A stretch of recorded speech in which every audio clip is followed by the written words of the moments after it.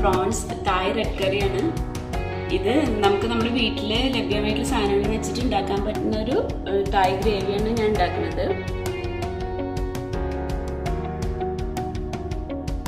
നമുക്ക് ഗ്രേവിക്ക് വേണ്ട സാധനങ്ങൾ എന്തൊക്കെയാണെന്ന് നോക്കാം. ഒരു 6 ചുവന്നുള്ളി എടുത്തിട്ടുണ്ട്.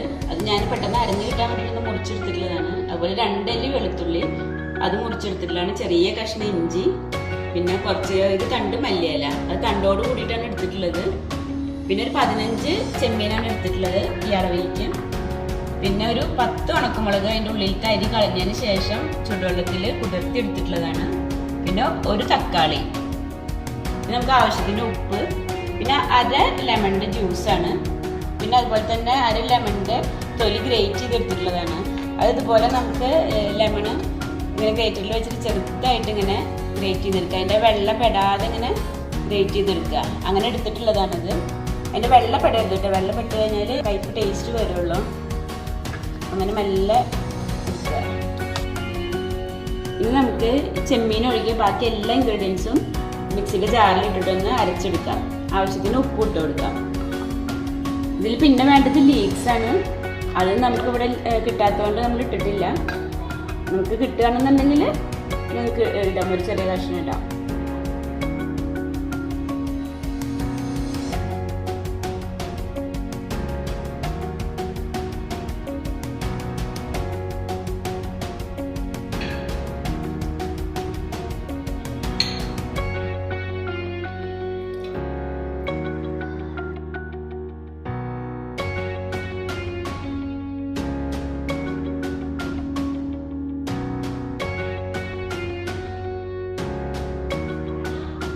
ടീസ്പൂൺ ഉപ്പ് ഇട്ട് കൊടുക്കാം.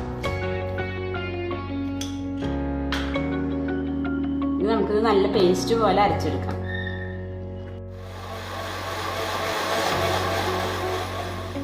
നമുക്ക് തായ് റെഡ് കറിക്ക് വേണ്ടിയിട്ടുള്ള മസാല നമ്മൾ അരച്ചെടുത്തിട്ടുണ്ട്. പിന്നെ ഇനി ബാക്കി ഇൻഗ്രീഡിയൻസ് എന്തൊക്കെ വേണ്ടതെന്ന് നോക്കാം.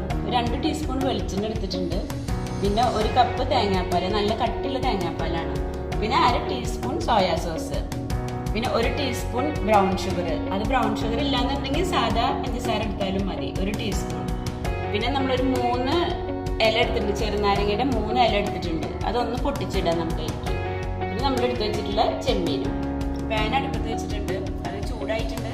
നമുക്ക് 2 ടീസ്പൂൺ വെളിച്ചെണ്ണ ഒഴിച്ചു കൊടുക്കാം. അതിലേക്ക് നമുക്ക് ഈ ഗ്രേവി ഇതൊന്ന് നന്നായി വഴറ്റി അതിൻ്റെ പച്ച മണമൊക്കെ ഒന്ന് പോകണം.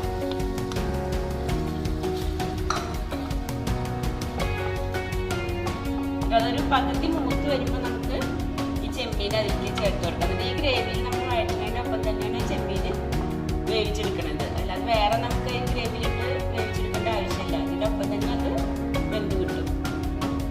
അപ്പോൾ നമ്മൾ ഗ്രേവി ഒരു പകുതി വെന്ത് വന്നിട്ടുണ്ട്. അപ്പോൾ നമുക്ക് ഇതിലേക്ക് ചെമ്മീൻ ഇട്ട് കൊടുക്കാം. ഇനി നമ്മളിത് വഴറ്റി ഇത് മൂപ്പിക്കുന്നതിൻ്റെ ഒപ്പം തന്നെ ആ ചെമ്മീനും വെന്ത് കിട്ടും. നമ്മൾ മസാലയിൽ തന്നെ ഇങ്ങനെ ഇട്ട് വേവിച്ചെടുക്കുമ്പോൾ ഈ ചെമ്മീൻ്റെ നല്ല ഇതിൻ്റെ ഈ ഫ്ലേവറൊക്കെ നന്നായി പിടിച്ച് നല്ല ടേസ്റ്റ് ഉണ്ടാവും.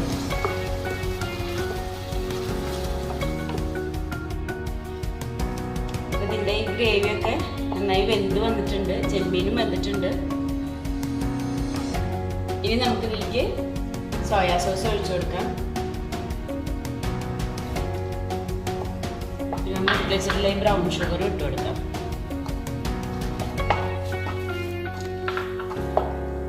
പിന്നെ നാരകത്തിൻ്റെ ഇല എടുത്ത് വെച്ചിട്ടുണ്ടല്ലോ, അതൊന്ന് പൊട്ടിച്ചിട്ട് ഇട്ട് കൊടുക്കാം.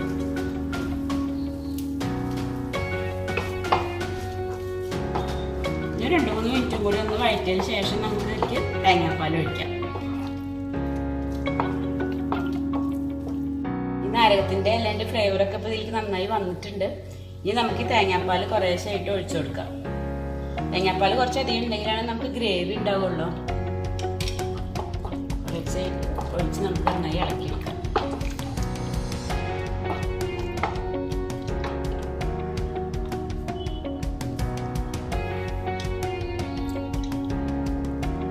പകുതി ഒഴിച്ചിട്ടുണ്ട്. നമുക്ക് നന്നായി ഇളക്കിയതിന് ശേഷം ബാക്കി കൂടി ഒഴിക്കാം. ഇത് നല്ല ടേസ്റ്റുള്ളൊരു കറിയാണിത്. ബസ്മതി റൈസിൻ്റെ കൂടെ, പ്ലെയിൻ റൈസിൻ്റെ കൂടെയും പിന്നെ ചപ്പാത്തിൻ്റെയും പത്തിരിൻ്റെയും കൂടെയൊക്കെ നല്ല ടേസ്റ്റാണ് ഈ കറി. ഏറ്റവും കൂടുതൽ ടേസ്റ്റ് പ്ലെയിൻ ബസ്മതി റൈസിൻ്റെ കൂടെയാണ്. നിങ്ങൾ എന്തായാലും ട്രൈ ചെയ്ത് നോക്കണം. നമുക്ക് ബാക്കി തേങ്ങാപ്പാലും കൂടി ഒഴിച്ചു കൊടുക്കാം.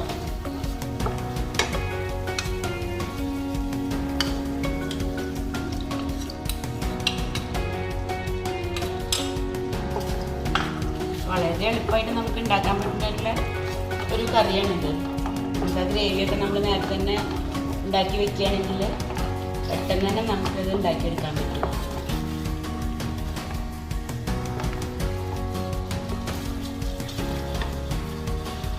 തേങ്ങാപ്പാൽ ഒഴിച്ച് കഴിഞ്ഞാൽ നമ്മൾ കൈയെടുക്കാതെ ഒന്ന് നന്നായി ഇളക്കി കൊടുക്കണം.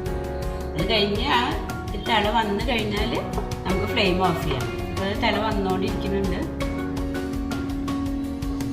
നമുക്ക് ഗ്രേവി കൂടുതൽ വേണമെന്നുണ്ടെങ്കിൽ തേങ്ങാപ്പാലിൻ്റെ അളവ് കുറച്ചുകൂടി കൂട്ടാട്ടോ. അപ്പോൾ തിള വന്നിട്ടുണ്ട്, നമുക്ക് ഫ്ലെയിം ഓഫ് ചെയ്യാം. നമ്മുടെ പ്രോൺ തായ് റെഡ് കറി റെഡി ആയിട്ടുണ്ട്. അപ്പം നമ്മുടെ കറി റെഡി ആയിട്ടുണ്ട്. സെർവിംഗ് ഡിഷിലേക്ക് മാറ്റിയിട്ടുണ്ട്. അപ്പം നിങ്ങൾക്ക് കറിയെ പറ്റി എന്തെങ്കിലും സംശയം ഉണ്ടെങ്കിൽ കമൻറ്റ് ചെയ്യാൻ മറക്കരുത്. നിങ്ങൾക്ക് എൻ്റെ വീഡിയോ ഇഷ്ടമായിട്ടുണ്ടെങ്കിൽ ലൈക്ക് ചെയ്യുക, ഷെയർ ചെയ്യുക, സബ്സ്ക്രൈബ് ചെയ്യാത്തവരുണ്ടെങ്കിൽ സബ്സ്ക്രൈബ് ചെയ്യുക.